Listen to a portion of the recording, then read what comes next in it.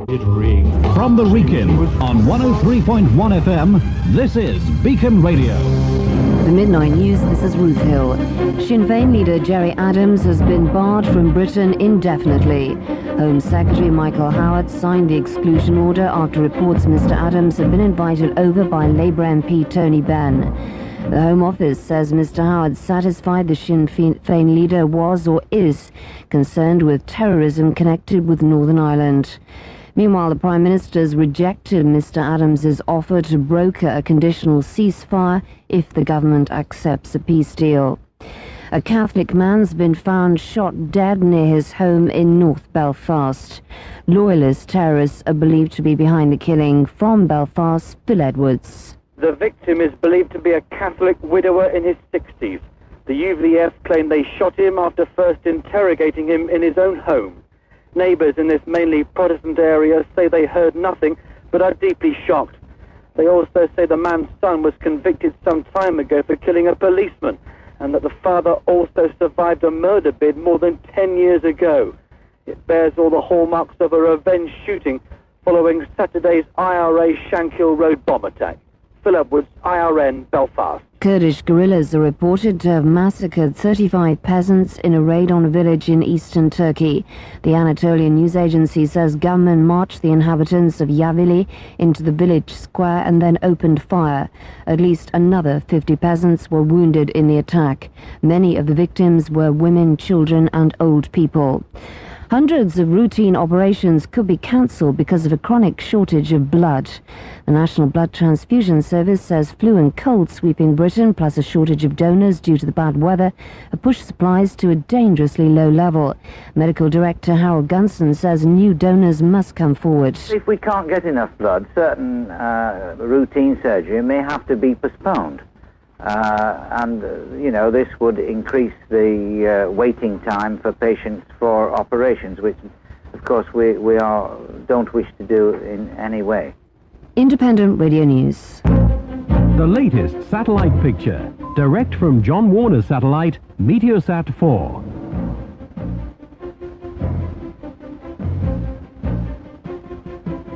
Dry and cloudy overnight with light winds. The overnight low 4 Celsius, 39 degrees Fahrenheit. Later today, dry and staying overcast. There's a 10% chance of some drizzle in the south. Cold again with a top temperature of 11 Celsius, 52 degrees Fahrenheit. The outlook Wednesday will be dry with a risk of some fog. Thursday and Friday continuing dry and mostly cloudy with freshening southeasterly winds. The air quality is lousy. Temperature now 4 Celsius. That's 38 degrees Fahrenheit.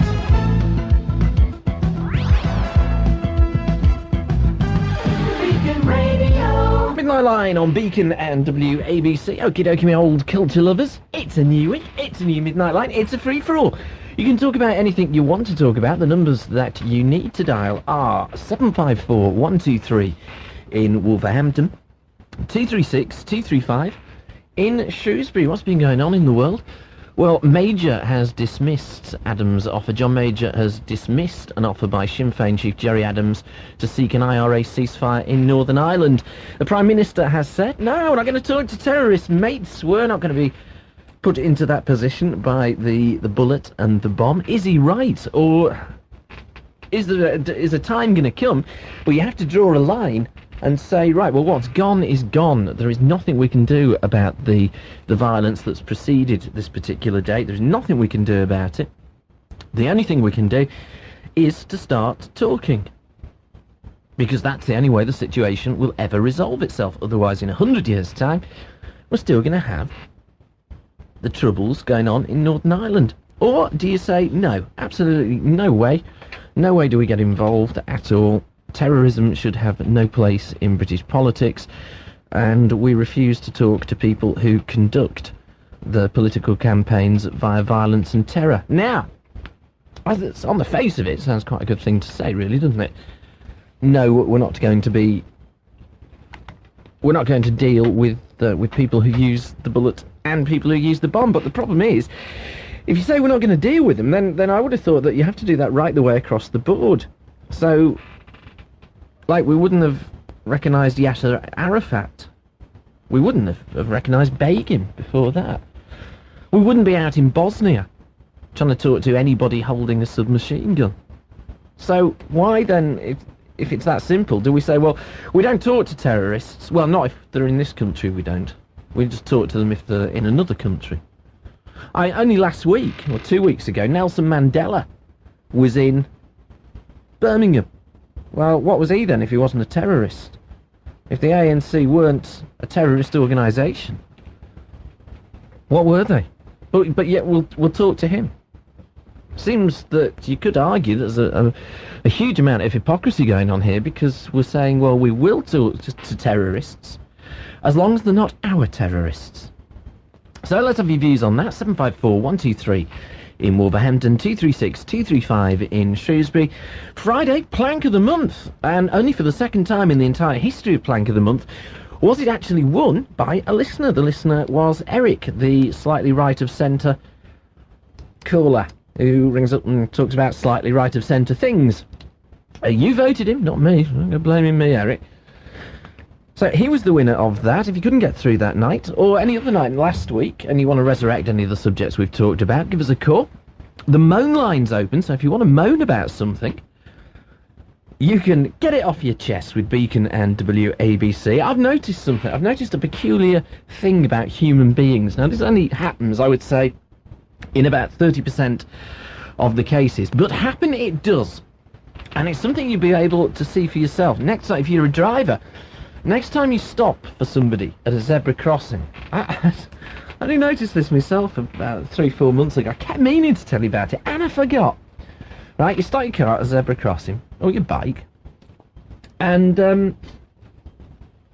person sort of smiles. If they smile, the chances are that they will now do it, and they nod and they say, thank you very much for stopping and letting me exercise my perfect legal right of crossing on a zebra crossing without being mown down by you, matey, fellow me lad.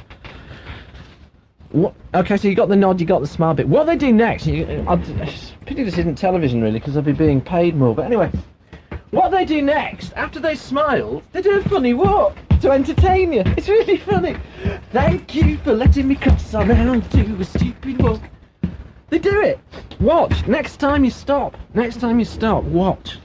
And count how many people you can get doing a stupid walk to entertain you over the next 7 days. Okay, before we go to the lines, who's been writing to me, first of all? Chris Raybone, is it? We'll go for Raybone. In Stirk. Dear Ian, I'm writing to you from your most favourite town in Britain, Stirk, Duck. It's quite all right, really. You said you lived here once. Which part did you live in? I lived in Northwood, Duck, up Anley. I've been listening for years. I've been on since 12. Boom, boom! Oh, ones are the best. I've been listening for years, and I found an old tape the other day of you and Dave Myatt from a long time ago. It's quite strange, because you used to be quite aggressive. Moi? Aggressive? No. Certainly not. And you used to call us off all the time. Me? No. I'm a very well brought up boy and a credit to me mother. I enjoy what you do now. And I fall asleep, and the next thing, I'm waking up with Will Tudor. Well, yeah, wouldn't be the first bloke. No, sorry, there we go. Smell the lawsuits coming in now.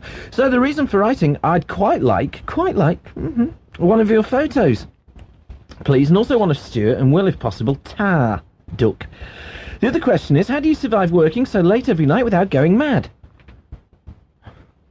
Says I'm not. I am Napoleon. Woo, woo, woo, woo, woo. I did it for a while, but found working till 2 a.m. completely wrecked me. What's the secret? Well, you're probably going to like what you're doing, I think. Keep playing Slade. See ya, Chris. Okie dokie. Right, we've got some photos. I've seen them. They haven't been printed yet, but I've seen the negative, well, the trannies, actually. And terribly rafty-tufted they are as well. On a Triumph Sprint. Candy apple red. Beautiful bike. 900cc. And thanks very... Well, we went to the motorcycle show today, me and Gary from Street Bike. And boy, if I was going to buy a bike, I'd probably go to Street Bike. I probably would. We had a walk round, and we both agreed that the star of the show is the new triple speed, wonderful bike. It's the new Triumph Cafe Racer, but it didn't go into production till March. Boo hiss. But it's rugged, and it's black, and it's mean. It's such an evil-looking bike. Wonderful stuff. I was practically in tears standing next to it, because it's just a gorgeous, gorgeous motorcycle. But the Sprint's no mean beast itself. And I can get my insurance on the 24th of December, which coincidentally just happens to be my 35th birthday, should you wish to send a card or anything like that. My insurance comes down massively, so there's no point being insured between now and then. It cost me something like 400 quid, something ridiculous. That's 400 quid extra. So I'll get my insurance sorted out that week, and on the 1st of January, it's going to be here. I'd like one of the, ultimately, I'd like one of the triple speeds, but they're going to be rarer than the Manchester United League Championships. I was watching a report on the telly today that said that Triumph have actually sold 90%, already sold 90% of the motorcycles that they're going to make in the next 12 months. So there's something to be jolly proud of. And most of it's British. Okay, who else has been writing? Pearl Quinney. Dear Ian, I heard on the radio the other night that you have had some more photos done. So I'm trying my luck again. I've tried ringing you on a number of occasions, but to no success. Well, we haven't had any to send out. It's been difficult. We put it this way, Pearl, we sent what we had. So why haven't had anything? So I'm giving you a rest from my voice. I've enclosed a stamped addressed envelope as requested. Looking forward to seeing what you look like. Keep up the good working. Speak to you soon. Pearl Quinney. Okay, Pearl.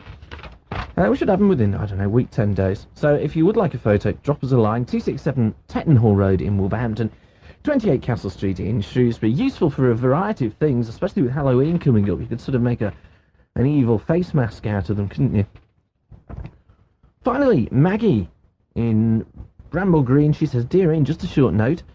I've been a fan of the Midnight Line for, ages. I've written many letters asking for photos, but never had one. I didn't need to send out. Not my fault, is it? All right, so it is my fault. Well, fair enough, but it's sorted now. Please could you mention me if it's only hello. Hello. And please could you send me a photo. Also, I'd like photos of Big E, the captain,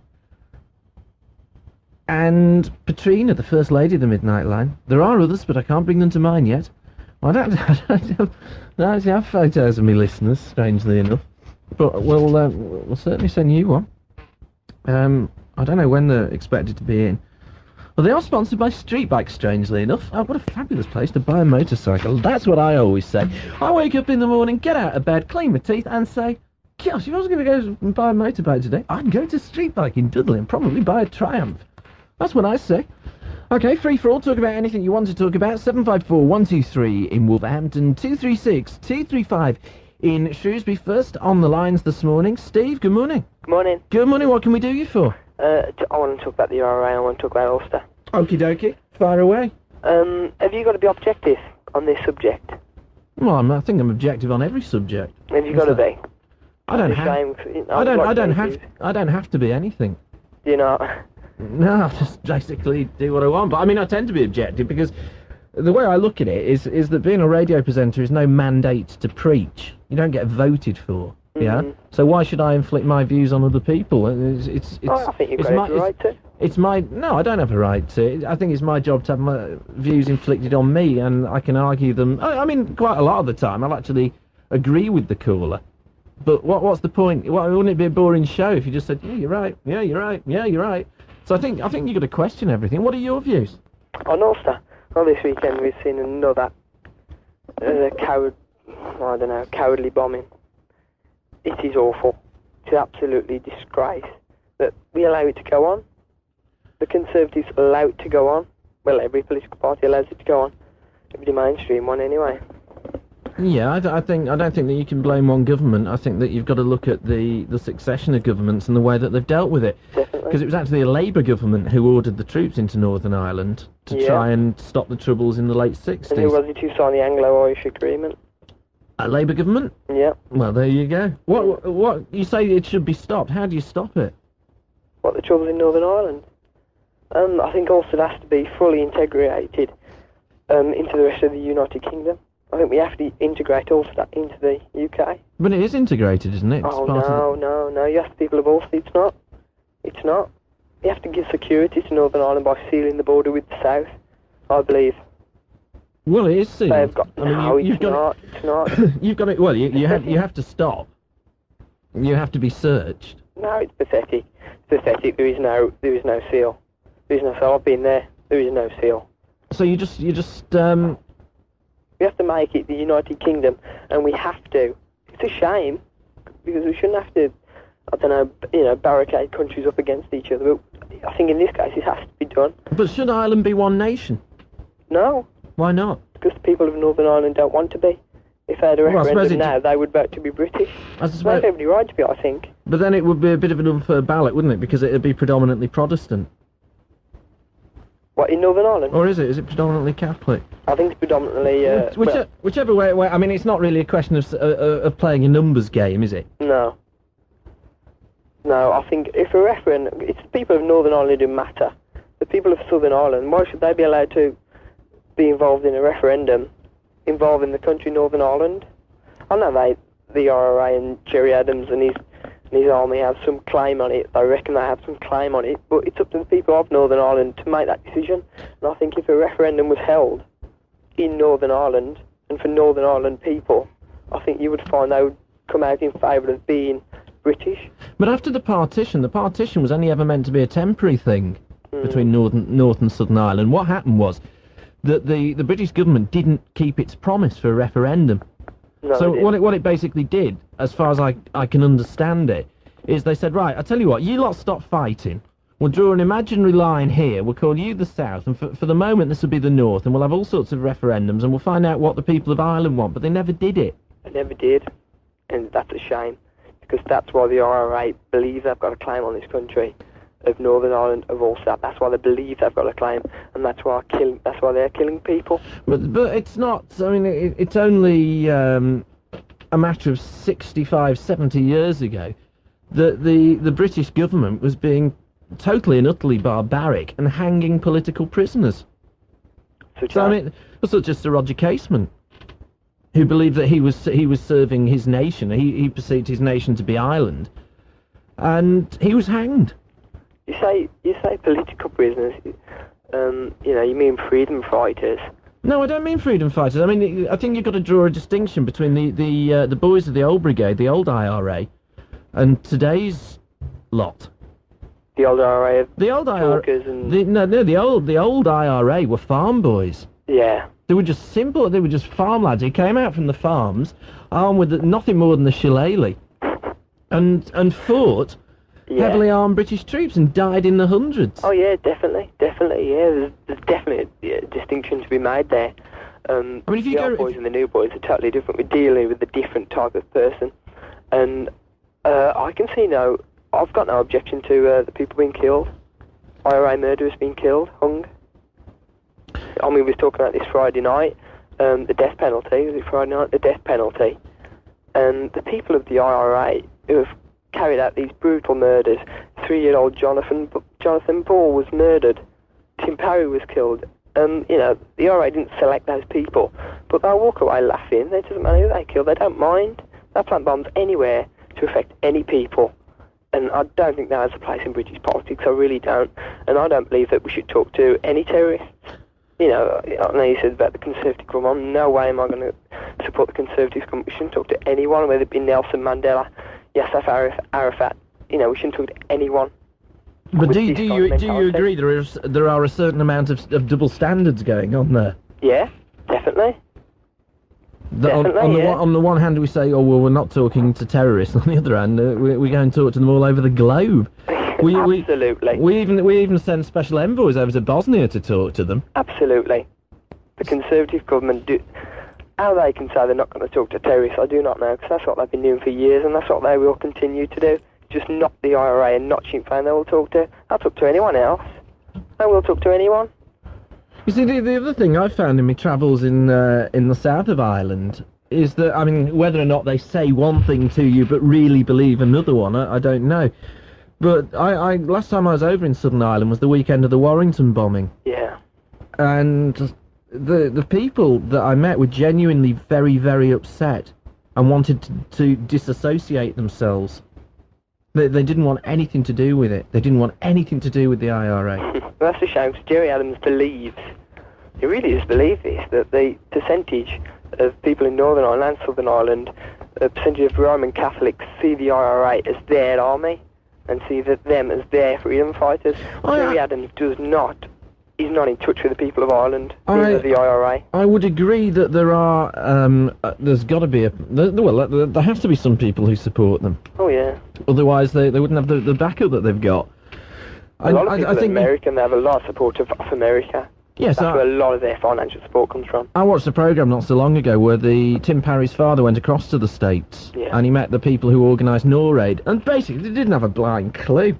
I mean, I was born just across the Irish Sea in Liverpool, and to be perfectly honest with you, I don't really understand it. I've read books on it, and I still don't understand it, and I don't understand how it is going to be resolved. One thing that I do understand is that, yes, the IRA have their supporters. I think even the hardline supporters get uneasy and feel bad about the but the bombing campaigns, like the one in the Shankill Road, like the one in Warrington. But somebody somewhere's ordering these to be carried out. But they still maintain an amount of support, and I think that is because there are a proportion of people within Ireland who see the presence of British troops there as being no more than those of a foreign country. So you look at the Second World War. You look at the Second World War. You look at the French resistance. Yeah. Yeah. Now the French resistance were considered as heroes by the Allies, and as terrorists by the Germans. So the definition of what a particular group is depends on who's doing the defining and from which position you're looking at it from. Okay, if you're looking at it from a right-minded member of society, any society, a right-minded member of society, surely murder is not correct. No, my argument has always been, I mean, should you ever use force? I think there are some cases in history where, yeah, you do have to use force. You have to use force. We had to use force to defeat the Third Reich. There is no doubt about it that was the morally right and correct thing to do. Definitely. But my rule, or I suppose the way I look at it, is to say, well, look, there is never any justification for violence or terrorism where there is a ballot box. Definitely. I mean, the bullet and the bomb cannot be used. It should not be used in British society, and we are allowing it to be used. Well, not we, but the Conservatives allow it to go on. Labour, some members of Labour and Liberal, who especially representing the people of Britain, endorse this sort of thing. Tony Benn has invited Gerry Adams over. He's invited. It is awful. I do know members of the Labour Party who was invited and have met with members of Sinn Féin. It is absolutely sickening. I think it's absolutely sickening. This is allowed to go on. I cannot believe that the IRA have got such a foothold in British politics, and they really have. Really have. People. I can't believe that the British people have become so gutless in such a short time. I think the IRA need to be defeated now. I think we can defeat them. We really can defeat them. And I think also needs to become part of the British, part of the United Kingdom. I think they want to be, and I think we should give them British citizens' rights. They are British citizens. We should give them the rights. I know they're unhappy with Britain at the moment. Year after year after year, government after government after government have received a raw deal of our government, and I think it's about time we supported the people of Ulster. I think we found out what they wanted, and I think we will find out that they want to be British. We should integrate them also into the rest of the United Kingdom. We should give security to Northern Ireland. We should seal the border. We should make Ulster an economic priority area. I really do believe that. And, we should move at least one main government ministry into the province. I really do believe this should go on. We should move all of them. Pardon? We should move all of them. What do you do about the so-called loyalist terrorists, then? Well, at the moment, the loyalist terrorists have got, they feel, a legitimate cause, as the IRA have. Who's left to defend Ulster? Who's defending Ulster at the moment? The British government are. The British troops aren't allowed to, so they feel it is their job to defend Ulster. Well, maybe the IRA feel the same.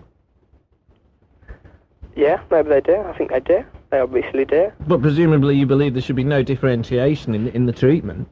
My personal belief is that the loyalists of Ulster are correct, not in their methods, but in their belief.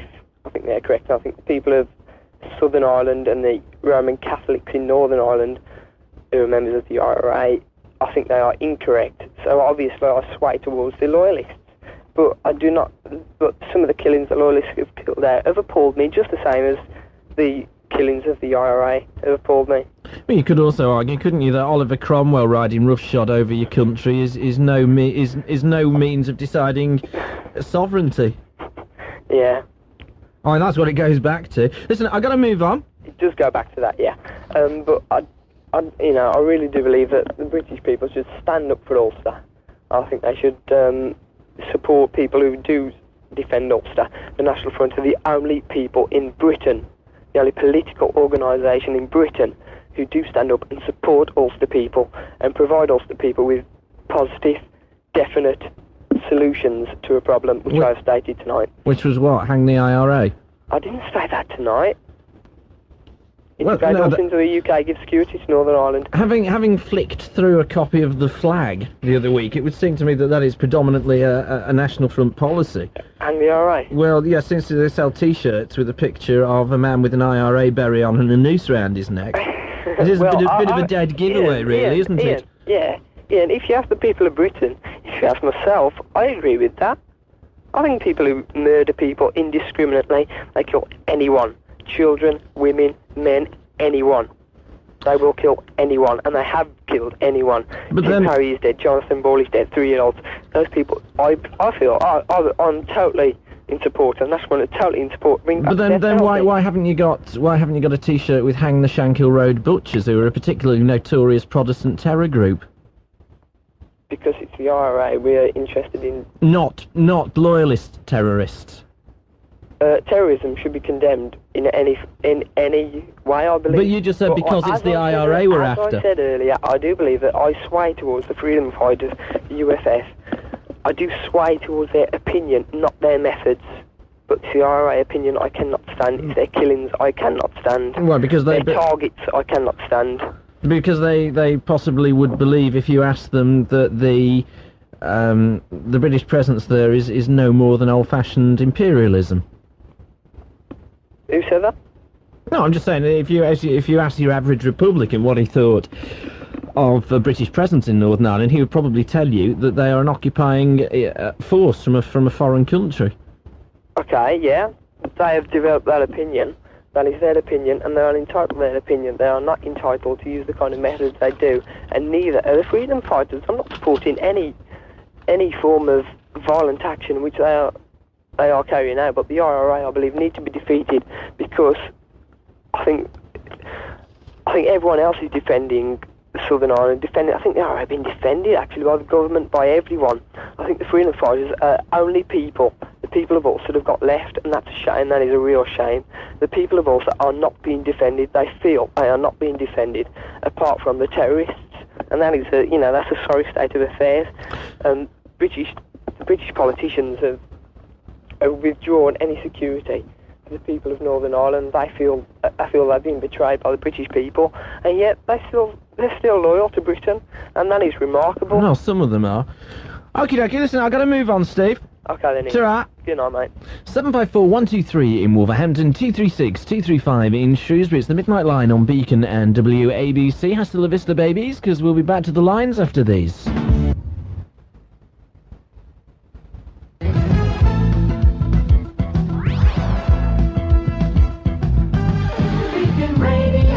Midnight Line on Beacon and WABC. It's a free-for-all, so you can talk about anything you want to talk about. 754-WANNA-TALK-ABOUT. I get a right wrist slap off my mother for that one. Anything you want to talk about. Let's get the enunciation right, shall we? Once again, 754-123 in Wolverhampton, 236-235 in Shrewsbury. Next on the lines, just as soon as I get him, we've got Paul. And we'll speak to Paul next. Probably. Oh yes, there it is. Isn't technology marvellous? Tell you what, it must be the third day in succession, is it? That I've been woken up by people digging the road up outside my house. In the name of technology and cable. I nearly tripped over they seem to have just dug a trench, stuck some tarmac on the top of it, and it's not level. And I was wondering, if I twist my ankle walk into the shop, who do I sue? Paul's next. Good morning, Paul. Hello? Who's that? Paul. Hello, good. What can we do for you? Well, my mate rang up last Monday about a ghost in my house. Ah, this was Paul Williams' house. I've got some more information on it. On the ghost in Paul Williams' house? Yeah, right, because my bedroom, where the ghost is, and my brother's bedroom and the living room date back to 16th century. And somebody hung themselves in my bedroom, so it could be that. And do you know who? It was a little boy, I think. How did you find this out? There's information on it in the library about ghosts around Ridge North and Shellmarsh. And what's this particular spook called, do you know? I don't know. My mum told me about it. What, have you ever actually seen it? Yeah. What, as a figure? Yeah, it was, Spooky, darling, spooky. It comes quite often in my bedroom. Right. Resist the obvious and continues. So it arrives quite often in your bedroom? Yeah. Doesn't it ever scare you? It'd scare me. I'd be out of there. I wouldn't sleep in there. That'd be it. I'd be out. Well, it used to start with, but I've got used to it now because it comes quite often. In your bedroom? Yeah. And what does it look like? It's quite small. You can just barely see the outline of it, really. Has anybody else seen it? Yeah, my mate Andrew. He's here now as well. Yes, but I mean any like adults? My mum has. Your mum? Yeah. She, nearly jumped out of her skin. Why don't you get Mr. Motivator in to exercise it? Very funny. He's off his head, that guy. Have you seen it? Yeah. He quite honestly believes that people are joining in at home. I know. Sad man. I mean, what is it? You're going to be crazy to get on television these days. You've got Jimmy Savile, who thinks he's got a magic chair. You've got Mr. Motivator, who thinks that the entire of Britain's leaping around the settee at 7 o'clock in the morning. You must be joking. I've enough trouble keeping my autonomic nervous system going that time in the morning. All right, well, listen, if you get any sightings of it, do give us a call. Okay. Anything spooky happens. Do you think I could have a signed photo? Yeah, but you'll have to drop us a line with your name and address, okay? All right, then. Thanks a lot. Ta-ra. Okay, bye. There we go. Paul Williams' house has a ghost. More information from Friday's show, when we first learned about Paul Williams and his haunted house. Following on this morning at the Midnight Line at Beacon and WABC. Who's next? Michael is next. Good morning, Michael. Good morning. What can we do you for? Well, I don't know. It's really weird. I'm in Wem at the moment. Nothing weird about that. It's a wonderful place. And I went into Shrewsbury today, and I went to my bank to withdraw some money, and I withdrew some, not as much as I wanted to. So I went back later on to withdraw some more, and the bank, the machine told me that my bank would not allow it. Would not authorise my money. So I tried a couple of other cash machines, which I can with my card, and they said exactly the same thing. So I rang up my branch, which is in Staines, down in the south, and they put me on hold, and I was on the telephone, public phone box for about 20 minutes. And paying for it? Yeah, paying for it. And the woman I spoke to said that I had £7 in my account, which is, totally wrong, because I've got about 170, 200 pound in there. And the woman then said to me, when she come back off hold, we don't know why your card is not giving giving you the money. Have you withdrawn any money over the weekend?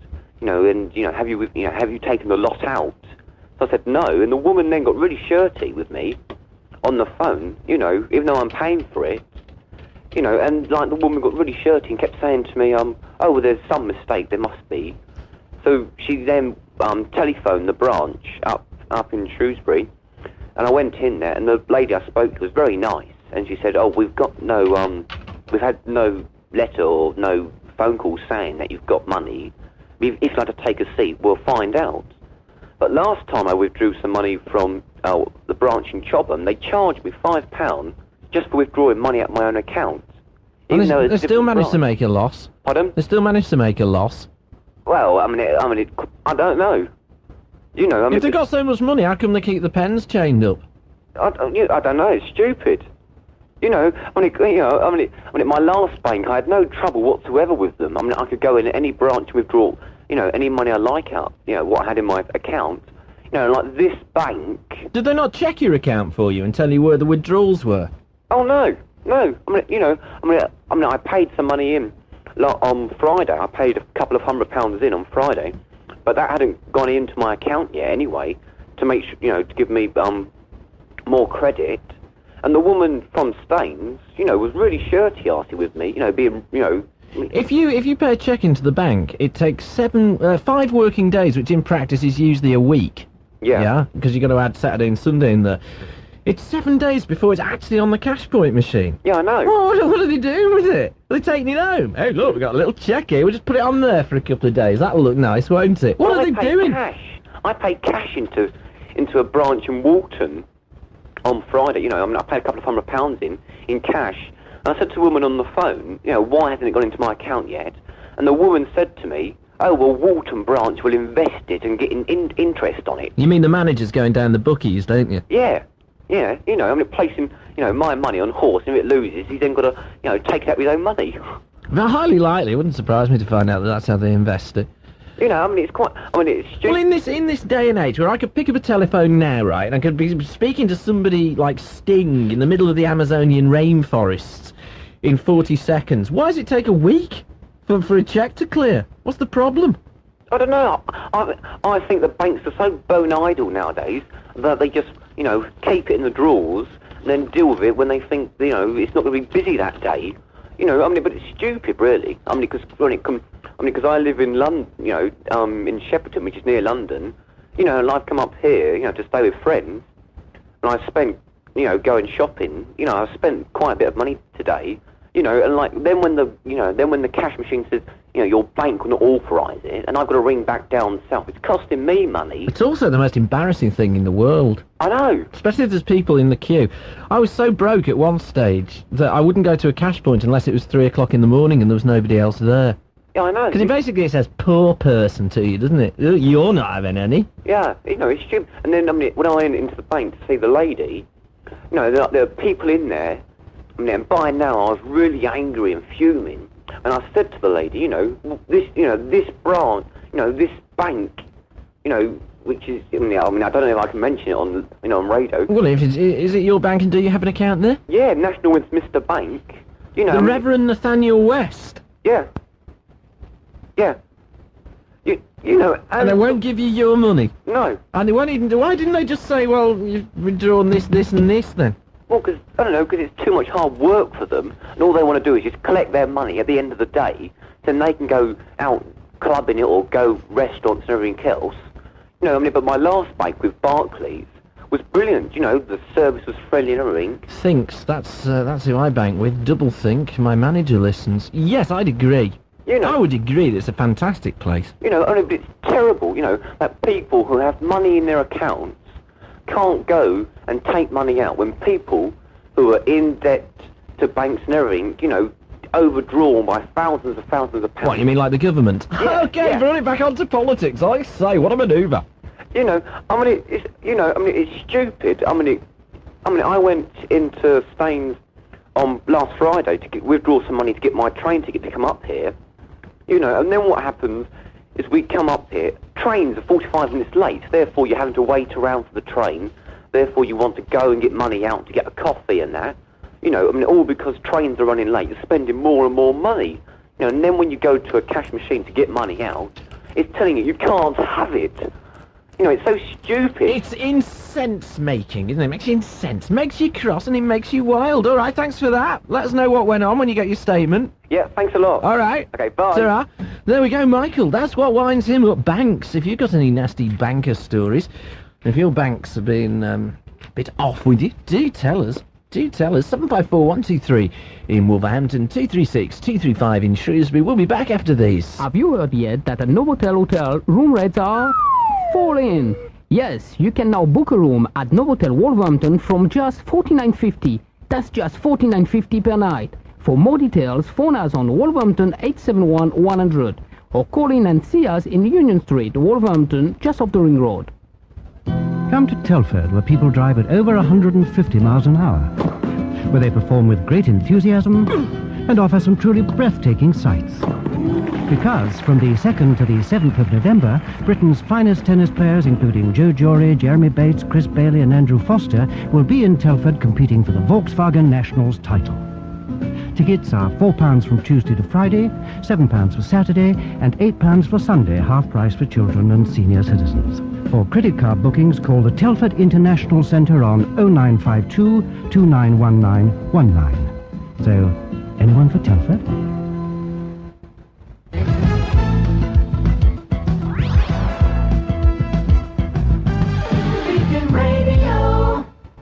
Midnight Line on Beacon and WABC. We'd like to apologise for the delay in delivering the beginning of that last link. Right, who have we got next on the lines? Not every radio show in the world has a parrot that phones it up, but I do. Just unlucky, I guess. Of course, being a parrot, it has to have a human interpreter. And that human interpreter, your friend of mine, ladies and gentlemen, more semantic backflips with Johnny Morris. And Jamo the parrot. I just found out he likes spare ribs. Is this true? And you shouldn't give bones to every animal, should you? But Not Jamo really. grinds them up to dust. He does, honestly. With his super beak. He doesn't mind. You know how these Chinese things give you spare ribs and there's not much meat on them? That is the nature of spare ribs, that, He John. doesn't mind having any meat on them at all because he goes straight for the bone. You see, if they had meat on them, they'd be called chops, wouldn't they? Well, you don't get much meat on them anyway. On now, a do chop? You? Eh? You don't get much on a chop. Well, you don't get much on spare ribs these days. Yes. They want to pull their finger at these bloody Japanese or Chinese or Taiwanese or whatever they are. I don't think you can blame the entire Chinese nation for the fact that spare ribs don't have a lot of meat on them these days. Did they used to? Well, I think inflation's got a minute. Inflation? No, there's no inflation now. That's one thing Jamo mentioned to me tonight. Is it? We haven't heard much about inflation. We haven't. And I thought I'd just mention that. Well, thank you. What has happened to inflation? Well, it depends who you listen to, doesn't it? If you listen to the government, it's well under control. Thank you very much. So we can go into supermarkets without having somebody meet us coming out and saying, how much was your Vim last week? Yes, we can. Oh, absolutely We great. can. The other thing I'd like to say, just before I start off, and the main thing... These are just like subsidiary subjects, aren't they? Right. How sorry I feel for the people that, that try to talk about the Northern Ireland situation and never, ever come to a decision or a conclusion. And it'll be the same, not on your show now, but I should say the next 10 decades show from now. You don't think it's going to change? No, I think it's something, we've all got a cross to bear, haven't we? We do, John. Yeah, and I shall be gone and locked away like my dad has, and gone and locked away, and his dad has gone and locked away. They lock your family up quite a lot, then? Yeah, no, just Jamo in the cage, actually. Okie dokie. Sad to report that I went out over the weekend because my goldfish, Lenin, died. Never. You haven't got a pet. Jamo would love him. Yes, he could have had him, actually. Hey, one swoop with the old beak and he could have had him. Well, I don't think Lenin would have noticed any difference because, unfortunately, he died last week, Lenin. Did he? And left Stalin all on his own. Oh, what a shame, because they are a bit lonely these days, aren't they, the old commos? So I went out and I bought 3 new ones to keep Stalin company in his old age. Oh. And I named them Rimmer, Lister and the Cat. Oh, my goodness. There's Jamo, he's after me scotch now. Well, he could have had the cat, unfortunately, because that turned its toes up.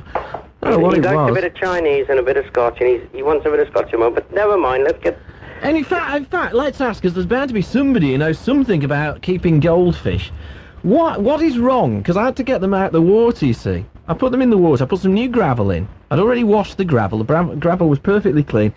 I put all the new, all the goldfish in the water. And they started, it's a bit difficult to do on radio this, but they started to go... Well, they need, that's a bit of air they need, isn't it? Well, that's what I thought, but there was already loads in it, I would have thought. Well... But I don't know, but anyone can help me. What were they doing? They were really opening the mouths like Well, I think loads. they need a bit of oxygen or something like that. But it has an oxygenator thingy in it. It's like old Jamo, he gets a bit scarce of oxygen if he gets a bit annoyed with me, and starts gulping in big gulps of air and then... Okay, well, I'll tell you what, we'll ask if anybody can tell me what was wrong. I have since changed the water.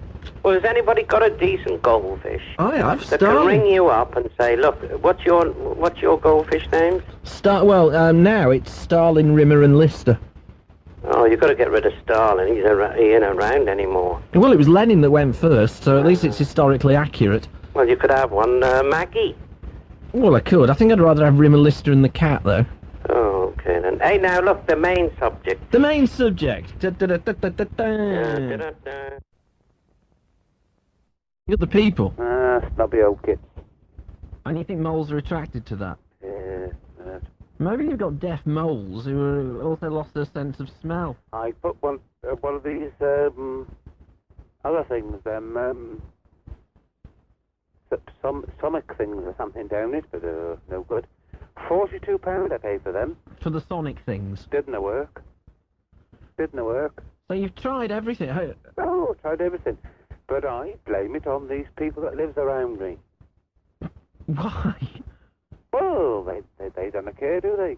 Oh, so you reckon that if they maybe bought a few sonic things and... Well, then it might do something good. Do you think the moles do a runner to their place and then come back once the sonic thing's been taken away? They maybe, but they've got horses, you see, galloping up and down all the time, haven't they? Up and down your garden? Or... No, they're their own things, their own fields. So you live on the side of an estate? Well, no estate.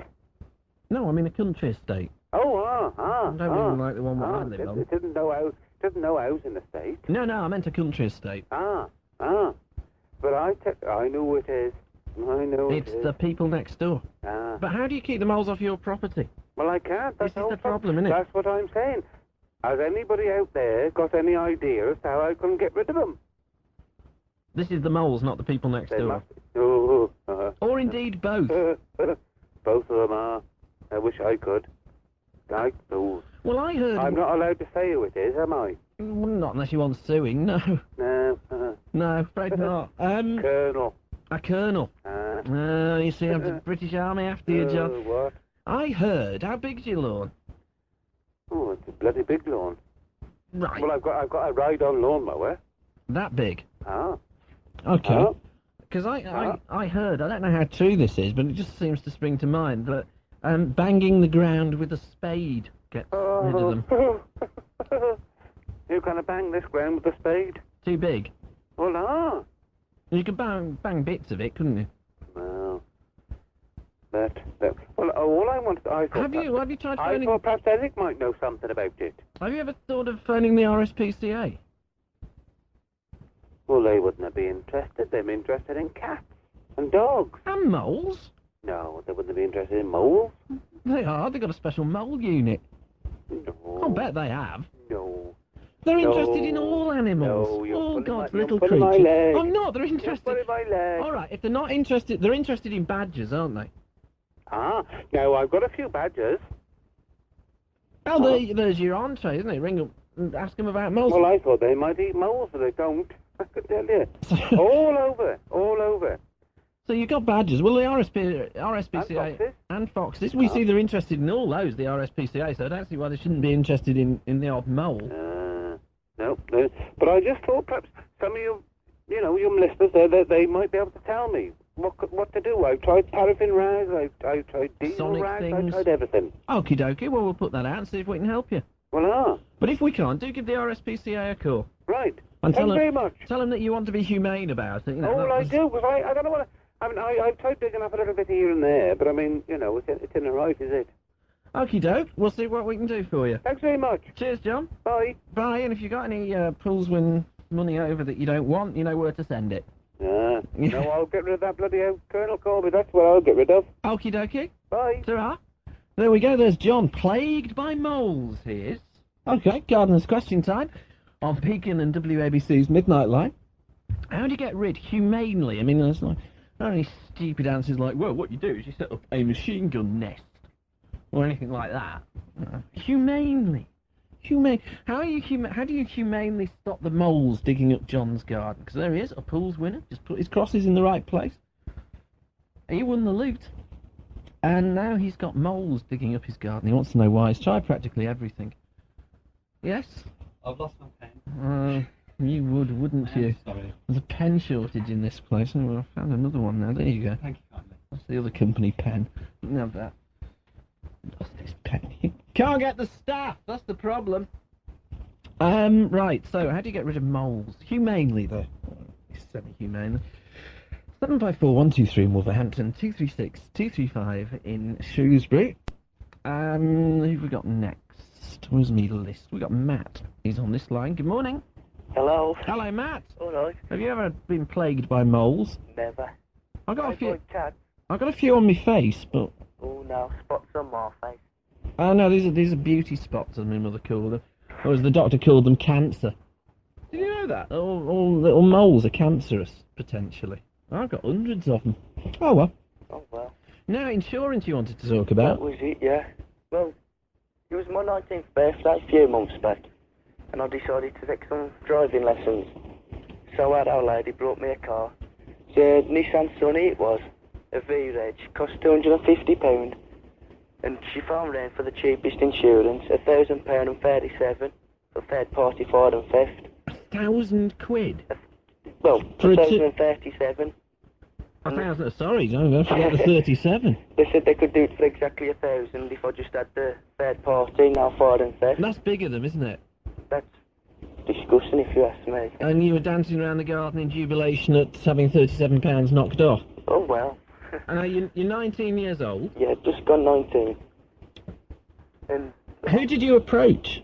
She found quite a few, Swinton, LBC and things like that. And that was the cheapest one, 1,037. For a £250 car? For 200, but I don't think it was worth that much, but so much I paid for it. Did you ask them why? Well, they said because it was a foreign car, the parts was more expensive. That's a good one, isn't it, eh? Well, it's a foreign car. It made me laugh. Very good, I like that one. It cheered me up after I seen the price. Well, God knows how much my motorcycle insurance would be if it was a foreign bike. They said if I had a British car, something like a Mini or a Fiesta, it'd still be £700 to £850, third party.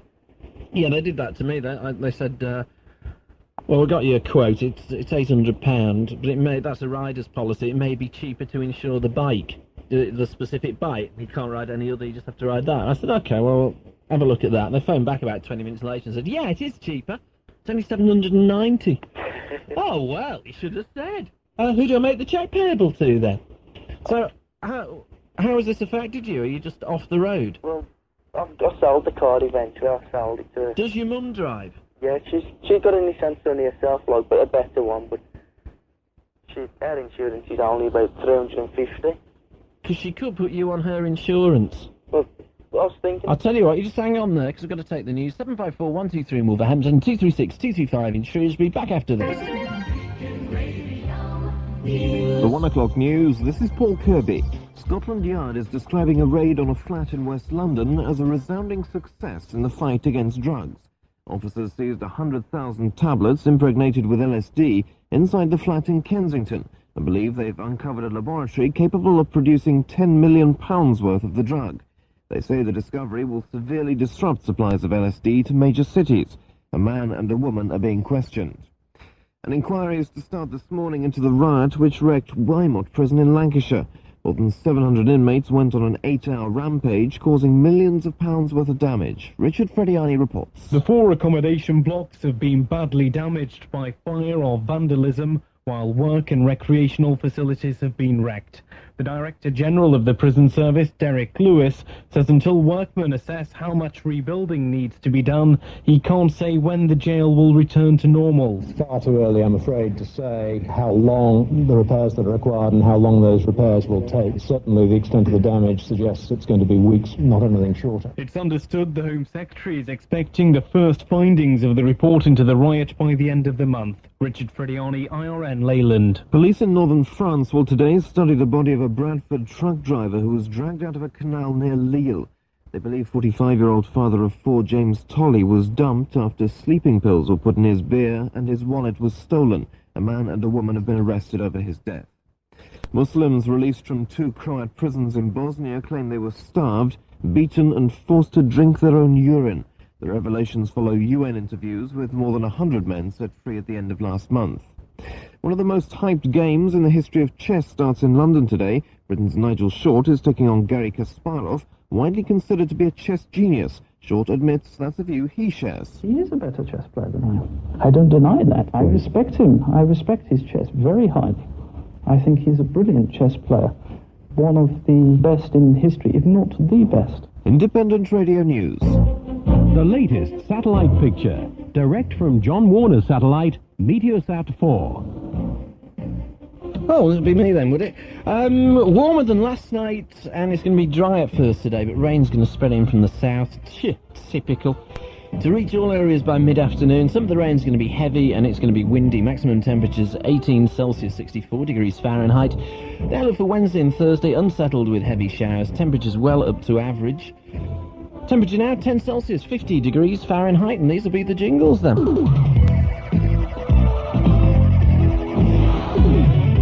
Beacon Radio. Okie dokie, it's the Midnight Line on Beacon and WABC, 754-123 in Wolverhampton, 236-235 in Shrewsbury. We're talking to Matt. Why don't you get the car insured, Matt, on your mum's insurance? Well, I was thinking about that, but you don't get no claims bonus, do you, at the end of the day? Yeah, but it doesn't cost you £1,000.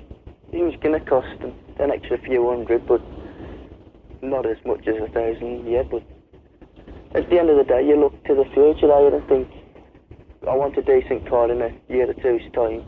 My insurance can be just as much then, ain't it? Yeah, but I've found that they lie to you. What they do is they say, oh, well, it'll be cheaper. And it never is. I mean, come on, I've just got a year's insurance. A year's no claims bonus on my motorcycle. But it doesn't make any difference. It's gone up £140, and that's with 1 year's no claims. Well, so how much would it have gone up without the 1 year's no claims? I don't know what to think.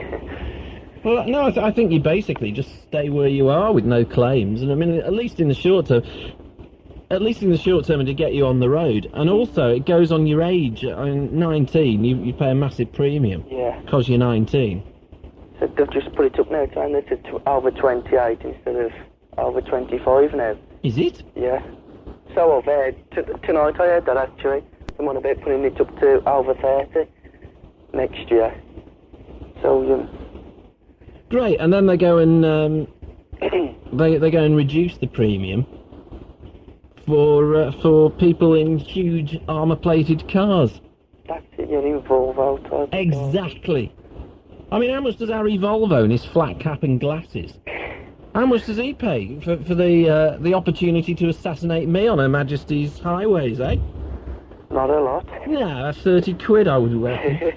I think it's about time I did an expose on him, quite honestly. I think, because a chap just round the corner from me, he was driving around with no insurance, and all he got fined when he got caught was, I think it was £325. So in a way, I'd have been better off doing it that way, instead of paying £1,000 insurance. So, eating into Triumph's turnover and making criminals of honest young men like yourself, that's insurance companies for you. It is. So I'd have been a lot better off, a lot cheaper. Just by not having it? Not having any and paying a few £100 fine.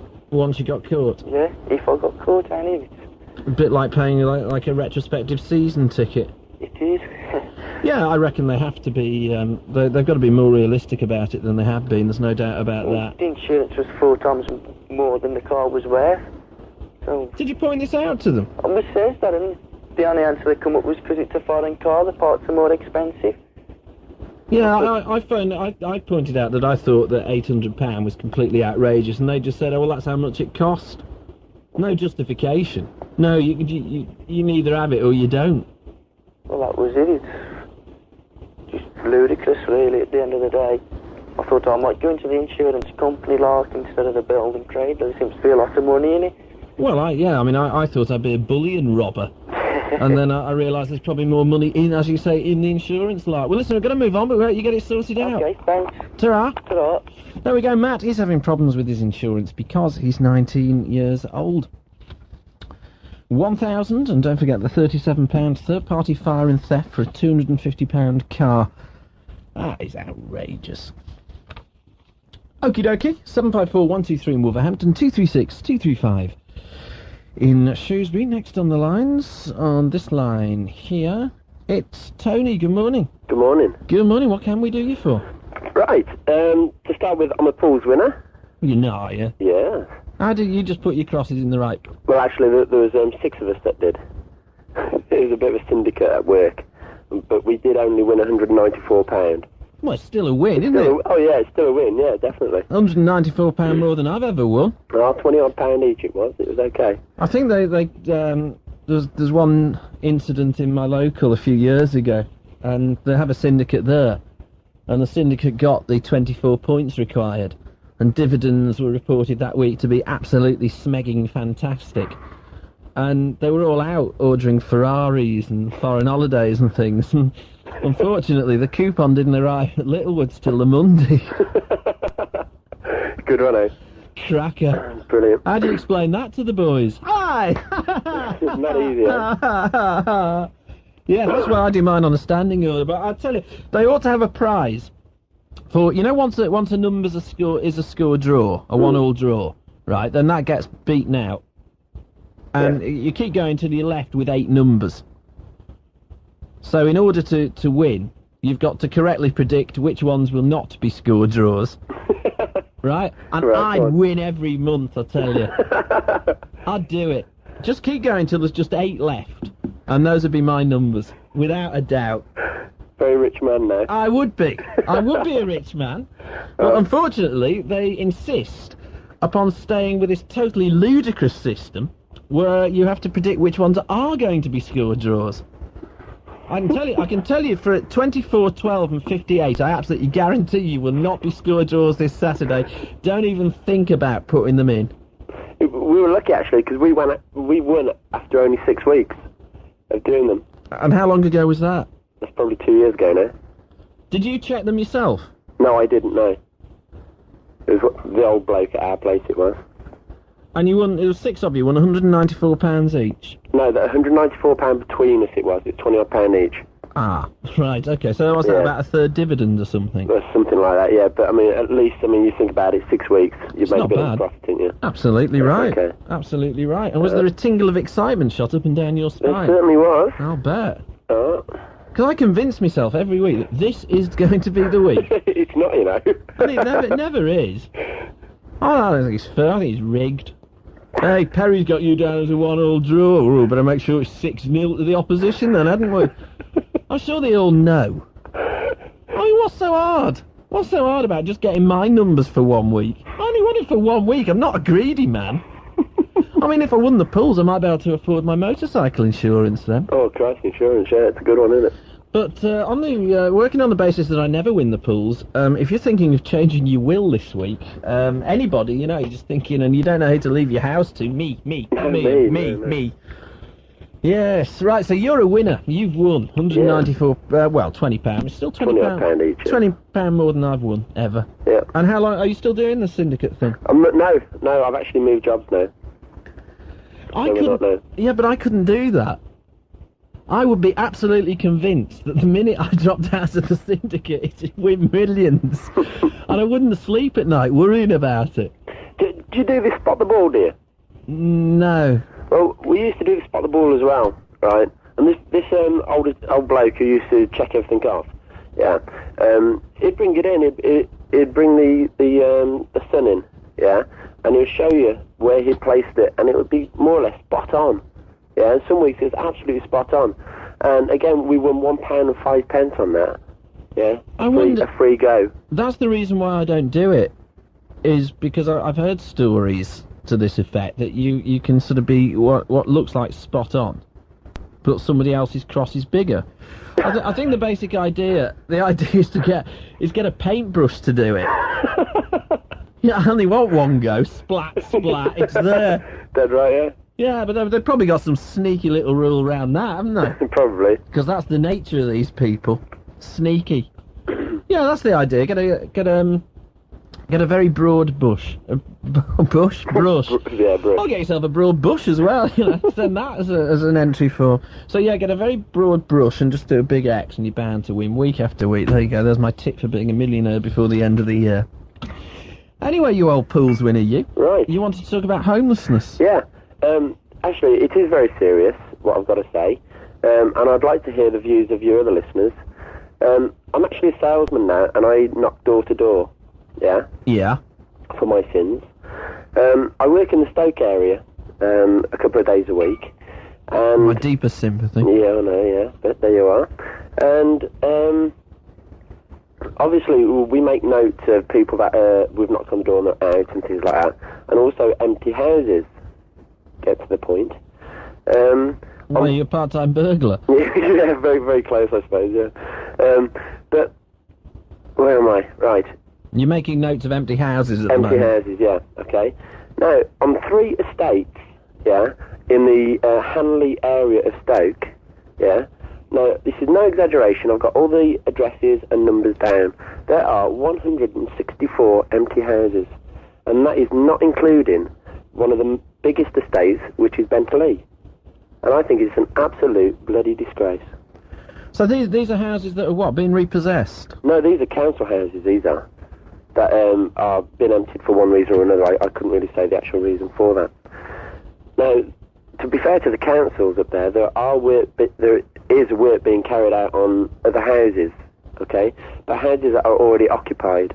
Now, surely, the most important thing is to get people housed that are in hostels or are on the streets, surely. I would have thought that should have been a priority. You would have thought so, I mean, yeah. and I would say that anybody who doesn't believe that that's a priority, I would point out that you probably, at best, the majority of people are probably only maybe 6 mortgage repayments or missed mortgage repayments away from being homeless themselves. Of course they are, yeah. It's that, and in today's economic climate, I mean, jobs aren't exactly 10 a penny, you know what I mean? Exactly, yeah. So, before you take the worst road fault for being homeless line, you're only ever really 6 months away from being homeless For sure. yourself. But like I say, there is work being carried out on other houses. But I mean, some work is to the actual to the brickwork and such things like that. But there's also work being carried out on front and back gardens, being landscaped and fences being put up and things like this. Surely to Christ, you know, it's got to be more important to get the other people in the homes. Yes, I'm not coming out of my cardboard box until you landscape that garden. Yeah. Oh, I can't live in an house without a pool with fish in it. You know, my cardboard box. Anybody that thinks I'm exaggerating this point, right, I'm not. Get up there yourself, have a look. You'll be absolutely amazed. To Stoke. To Stoke. This is just the Hanley area of Stoke. I used to live in Hanley. Did you? Whereabouts did you live? A place called Northwood. No, I couldn't say I know it. Where was it? Cardwell Street, that was it. That's where I used to live, a little terraced house. Very nice it was as well, Duck. So why don't they? I don't know. I really don't know. Because if you look, I mean, one idea of... this just shows how ludicrous it's all got. But one idea of the building societies was that once they kicked people out for not paying their mortgage, they would then rent the properties out. Yeah? For homeless people. Well, yeah. But then all the way people they want to make a profit. They want to make a profit. They want to make a profit. That's a dire idea. It's never going to work. Why kick people out in the first place? Exactly. And who exactly is accountable for these interest rates? That's a good point. I've bought my house myself, so it's as frightening to me as it is to everybody else when we hear about interest rates going up, or you know. Well, my sister was saying that her repayments have halved. They've halved over the past 12 months. That's ridiculous, isn't it? So, who's making the profit? All that extra money that was paid, yeah? Who got it? Because it wasn't me. Well, it's going to be two sources, isn't it? It's the building societies and the government. They're the only people. Well, thank you, homeowners, for financing them. They're very kind. Glad I rent. Yeah. Yeah, I'm immune to such things as interest rate rises, fortunately. Because, I mean, the same thing happened. It happened to me in the 80s. I bought a really large house and totally extended myself, and then they banged the interest rate up 5 points. Oh, terrific. Here, have the keys. Goodbye, I'm going. I'll find a cardboard box to live in somewhere. I'll tell you what, though, Ian, it's funny, because when me and my girlfriend went to get this house, when we first went to go and see the Building Society, they take your wages into account and everything else of what you're earning. And they turn around and says, you can get like a £57,000 mortgage or something. And we thought about it, well, yeah, we could get that, but what happens when the interest rates go up? Yeah, because if you extend yourself, and you are encouraged to do so, I believe. Oh, you are, definitely, yeah. Once you've extended yourself, you only need 1% up, and that's it, forget it. Your history in the housing market. Of course you are, yeah. Okay, but good point. Why did they leave? 160 homes. 164. 164 houses that are empty, and that is without the main estate in Hanley as well. Ridiculous. While people are living on the streets. Yep. Okie dokie. Listen, good to speak to you. You were a first timer, were you? Yeah, definitely. Yeah. Oh, dear. Tony, what can I say? Do it again, all right? Okay, cheers. Cheers. Bye now.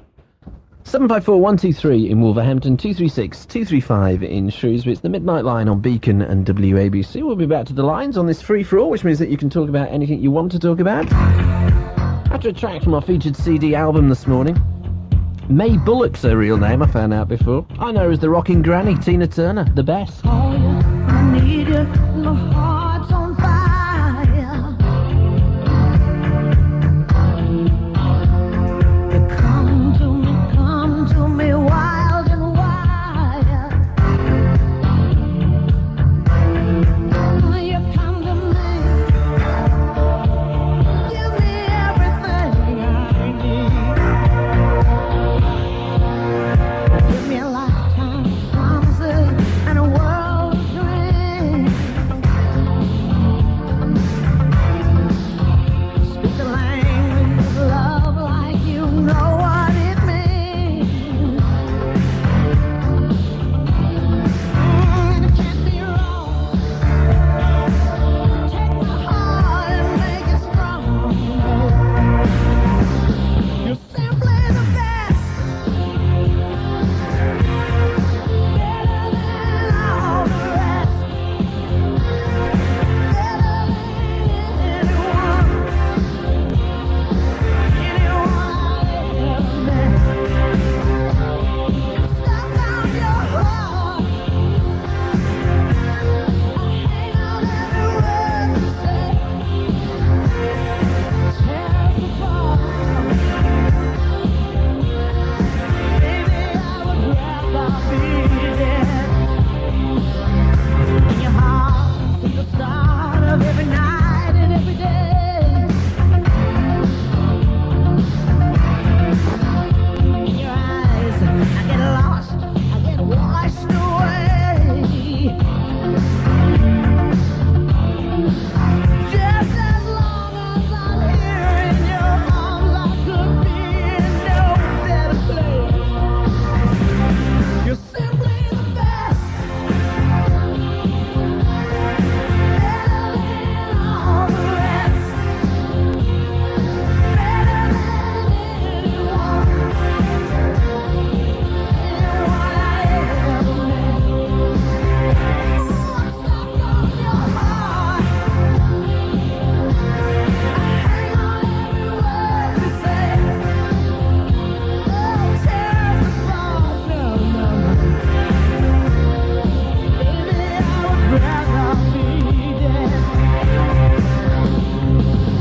Each time you leave me, I start losing control. Walking away with my heart and soul. I can feel you even when I'm alone. Oh, baby,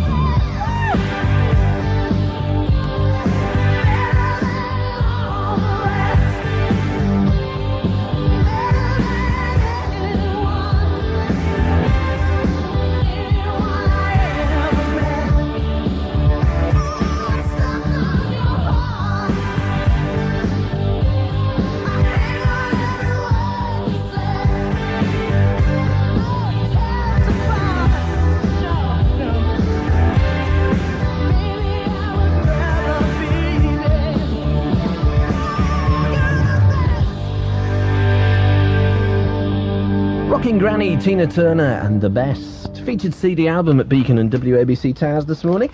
Okie dokie, back to the lines we go. It's a free-for-all, 754-123 in Wolverhampton, 236-235 in Shrewsbury, and here he is, barking mad. It's Dave, good morning. Good morning, how are you? That sounded like a pretty nasty wheeze. Yeah, that's right, yeah. I've been talking to your friend today, Marky. Your cousin-in-law, I suppose. Hey? I've been talking to your brother-in-law, Mark. Oh, lucky old Mark. Yeah, he says have you got a car, Ian? Yes, thanks. What is it? What's it to you? Well, I just asked this car. You had some trouble in there. You had some leak water, did you? He's telling me. No. Hey? No. Are you sure? Radiator? Positive. Oh, you sure? Positive. Oh, it's all right. Yeah, did you watch the match yesterday? Yes, I did. I did bet 3-2. And you won? Yeah, I won 28 quid, right? What were the odds? 28 to 1 a pound, I got 28 quid back. Not only that, right, we beat Derby 3-0, right? We being? Birmingham City, right? And I spoke to your idol tonight. I spoke to one of your main pays for Liverpool. He begins with I-R, in Rush. Oh, did you get any sense? Yes, but no, I spoke to him. I said, how'd you come to football? I asked him. And he says, well, like, I was just kicking the ball around one day, like, and I got picked by your side, and I went for this side in so-and-so. I can't think of the name, and ever since he grew up, like, he's Pasha Brutes, and he just got picked, and he said he was no good as a footballer. And this guy got behind him, right, and he says, come on, you can make it. You got your sharpness. And he learned to him, and that's how he got to be a footballer. Fascinating conversation you had then, Dave. Yeah, very good. Yeah, I had a good chat for about 5 minutes with him, like. I was talking to him on one station, big station, you can hear it. Well, Radio 5 it was. And you got through? Yeah, they phoned me back. He was in well. A national radio station? Yes, it was. And you got through? Yeah, I got through. I don't know. Dear me, the call rate must be pretty diabolical. No, yes, but Ian, we're talking about this. What? You spoke to Ian Rush? Yes, and he said, who are you? Well, he would, wouldn't he? Because he obviously didn't know. Yeah, I said, I said you live up in Birmingham. I says, I'm a Blues fan, like, well, I'll bat Liverpool to win the title. I said, you ain't ever? I said, yes. He said, yeah. I said, yeah. I said, I put a 4 on him at 9-1. Things are winning, he says, we got a chance. I said, what happened to last season? How come you've started getting goals now did last season? I said, was it confidence or was it lack of morale and all that? He says, well, we had a lot of injuries, like, and vice versa. We had a lot of trouble with the club and vice versa, and the morale was down, and injuries, all that, like. I said, if you'd had Bill Shankly, you wouldn't have had that nonsense, you know what I mean? Yeah, well, if you'd had Bill Shankly, you wouldn't have the nonsense of excuse. What do you mean? Which has appeared to... Oh, I don't accept excuses. You don't, does he? Oh, no, I don't accept excuses. I don't accept morale down as being an excuse for losing. How much do they get paid, these guys? £8,000 to £5,000 a week. Oh, poor little things. I'll tell you one thing though, Ian. Poor little Ian, things. I've done you a favour tonight. Oh, really? Yeah, I've got I've got a tip for you tonight. A tip? Yes. Dave's top tip? Yeah, it's a hot tip, this is. This is a very hot tip. Now, on the back one, I set it 1 at 5-1. Right, and bailing it 1, I put 5 on it, 30 quid back. He was 4 last time out. Now, but the same one, he's about 8-1. Ritzy, 2.30 at Lingfield. 2.30 at Lingfield? Yeah, Ritzy, he's 7-1. Would you put your money on a horse named after a biscuit? Well, yeah, I would. Yeah, let's take a chance. I bet it. Yeah, I would. But he's got a great chance tomorrow. 4th last time out. Billy Newman's on the top jockey in the 2-year-old race. And I reached 4 me, finished 4th behind, beaten by 5 lengths. He's doing extra filling tomorrow. And you got the firm ground. You could try and build also when he gets one out. He sends a good one out. So this is your secret passion, is it? Yeah, I won a lot of money Saturday. I won over 200 quid last week. On horses? Yeah. I always back the 3-legged one. What do you mean, the Reliant Robin? The Reliant Robin, yes. No, you don't. I'll tell you one thing, again. You know football as well. If you want a prediction on football, you're going to bookies tomorrow, aren't you? The bookies? Yeah. I've never set foot in the bookies in my life. No, you ought to. Now, go down. Now, listen to this. Yes, okay. Plan the day for me tomorrow. Yeah, go down the bookies tomorrow, Wednesday. Put £1 win on England to win 3-1. £1 on. So these are Dave's top tips for the week? Yeah, 3-1. Okay, 3-1 England. Yes. That's worth £1. Yes. And £1 each way on Ritzy. If that Ritzy gets beat, I'll send you money through the post. How's that? You're that confident? Yes. If that loses, I'll generally send you money through the post. No question out, because I got 3 posts already. One £5, one £4, one £3. And I'll send it straight to you. And why have you got postal orders? Well, for things like I send off, like, vice versa and things. Do you know one of the prizes I haven't collected him yet? I've won about 5 prizes, I haven't collected him yet. So... I can't be bothered, like, Hey, well, what's the point, you know? I mean, I don't care, I mean, on Beacon Radio. It's the entry. You know Nick Jackson? Yes. Yeah, I know him very well. I've spoken to the guy. Yeah. Well, I haven't heard him on for some time. Well, it was on today. But let's get this absolutely straight. You are willing to put your reputation as a spotter of form totally on the line. Yes. And do £1 each way on Ritzy. Yes. But the 2.30 at Lingfield. Yes. Because the going is going to be hard. Yes. And he likes hard going. Yes. Don't we all? And he's got a good trainer. Yes. And he's going to just sweep to victory. What are the odds? He's 8-1, Sir Ian Perry. 8-1? Yes. That's okay, I'll do that. Yeah, do that right. I don't want my money back if I lose, because it's my decision, right? I'll send you money to the post. How do you put a bet on, because I don't know? What you do, you get a stake, right? A stake. A coupon, a betting slip. Oh, right, you get a slip. Yeah, betting slip. These are available in all good betting Any offices. betting, William Mill, whatever you want to go to. Okay. You know, negotiate which bucket you go to. All right. And what you do, you get a bit slip, you put a line across, right, and you put pound EW. £1 EW? Yeah. And put the horse, Ritzy, 230, Lingfield. What if you want to put it on the nose? You put You can put a £5 win on it if you want to, or £2 win on it. You can put it on. So you just put £1 win. You don't put No, you put it on the nose. You put a £1 win on it. So you don't put OTN on the nose. OTN. Well, yes, because I mean, if you put EW for each way. Yeah, it's got to be fish in the first three. Yeah, second or but if you want to put it on the nose, then you just write win. You don't put OTN. OTN, no. You just put a win. You just put a £1 win. That's all. Just put £1 win. Okay, £1 win. Ritzy 230 at Lingfield. Now, then I go up to the counter, yeah. Yeah. And I hand it over. Hand it over.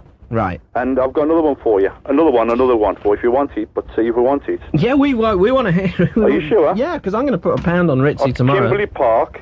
Kimberley Park. Yes. Right. 3:30 at Lingfield. Kimberley Park's the horse, then? Yes. That's not where the rate, right, okay. Yeah, 3:30, same meeting venue, Lingfield, but he was supposed to win last time, but he's been disappointed, trying to be blinkers, but he didn't run so well, right? I was the same on my wedding night. Would you? Oh, Yeah, I suppose you like everything over us. Tried me with blinkers after that. Blinked, did you? You mean, like, I'll tell you, you're married. You're married now, aren't you? Something my mum told me. You're married, didn't you? No. Are you? Used to me. I used to be married. There are about 3 days last week I can't account for. You know, we never got married, ain't? You've never been married? No, this comes as some surprise to me. What time's this thing running at Lingfield? 3:30. 3:30. And what are the odds on that? It's 8-1, this one. 8-1 again? Yes. And do you want another one? Go on, because I'll do a 3-horse accumulator. Okay, here's another one for you. Because I know that. I'm working to here. I've got the breeding Minor Bird here. Minor Bird is running all the place, shouting me name, even in cool, I'm nuisance sometimes. You've got a Minor Bird? Yeah, right. He bought me like a week ago. He says things, and he says, Birmingham says all kinds of things, you know, what he was so on talking to, I suppose. He's just an official lad as well. Okay. Right, I'm thinking that concept's borrowed heavily from Johnny Morris's parrot. What's the third horse, Dave? Sorry, Ian Perry. I apologise for that, for having me. Quite okay, third horse. What is it? Oh, God, I've got to find it now. What is it? Oh, no, what is it? Sorry? Oh, yes, Never in the Red. Never in the Red? Yeah. And what time's that running? 5:15 at Leicester. 5:15 at Leicester. Leicester. Oh, yeah. Leicester, yeah. Leicester. You don't put so much on it. What do you want to prefer? Put some. And what are the odds on that? That's 7-1, Sir Ian Perry. 7-1? Yes. So you're going for very long odds, aren't you? Yes, I'll give a tip at last week. You won 33-1. So it's worth £1 of anybody's money, these three? Yeah, you won 30-1 last week, last Thursday. I told James. We're going to be rich. Yeah, and you won 30-1. I had £2 on it. We're going to be rich. Yeah, if you do win, I'll tell you one thing. If you win, right, if you didn't come up for you, I hope they do it for you, because I think you're a great show. Do you not spread your word all over the place? I go in trouble for it.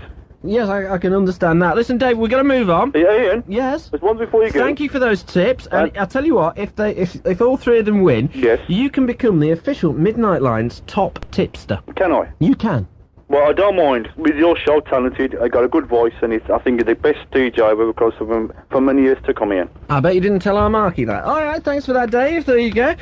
Just to recap, those are Dave's top tips for tomorrow's racing, and they're all long shots. Probably worth £1 if you've got £1. Ritzy, the 2:30 at Lingfield. Kimberley Park, also at Lingfield in the 3:30, and Never in the Red, 5:15 at Leicester. Those are 8-1, 8-1, and 7-1. So if you won, then you get £8 on that, and then that'll carry through, and you get £64, and then you get 7 times 64, which is quite a lot of money. I can't work that out. That's too hard. But that's definitely worth £1. That there's Dave's top tips from the Midnight Line. So get your gelt on those. Bound to win. Who's next? We've got Lynn next. Good morning, Lynn. Hiya. Hello, how about those for top tips? That sounds alright, doesn't it? I might give that a go. It's got to be worth it. Got to be worth £1. Got to be worth £1 of anybody's money, because Yep. if all three came up, you win quite a lot of money. Quite a lot of money. But You not have to enough. pay me water rates. Let me I'm going to work this out for sure. 28 plus 42 Quite a lot. Quite a lot of money you win there. What's 764s? I've got an O level in maths. 7 4s are 28. I've worked that bit out, thank you. 32, aren't they? Yeah, you were quite a lot of money. 348. Yes, no. 6 7s are 42. Plus 2, it's 44. That's £448 less tax. 448. Yeah, I was an English teacher, not a maths teacher. Yeah, that's fair enough, because the maths is too hard, Well, isn't it's too hard, isn't it? Yeah. Use the calculator or your fingers. See, I haven't got a pen here and nothing. That was in my head and I'm hopeless. Let x equal 3 and things like that. That's maths. No chance. Nah. No chance. No. Who cares what it equals? It's a lot of money, isn't it? It is £448 for a £1 bet. If I tell always... you what, if I had the bet on and it wins, I'd like it worked out before I go, like. Oh, yes, and me. I was.